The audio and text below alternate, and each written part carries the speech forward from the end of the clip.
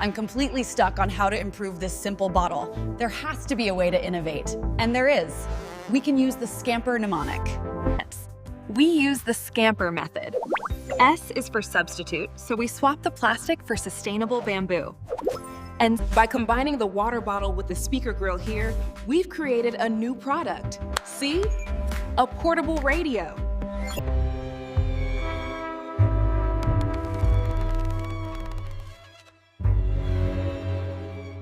The Apex bottle truly adapts to any environment, filtering water on the go and keeping you oriented with the built-in compass. How can you modify its qualities? We could modify the bottle by adding a sensor, turning it into a smart bottle that tracks your hydration levels.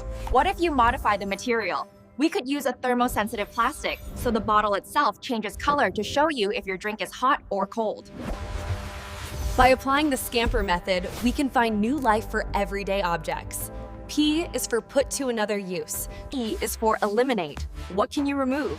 We could eliminate the cap entirely and use a self-sealing valve. Now there's nothing to lose. What if you reverse the entire concept?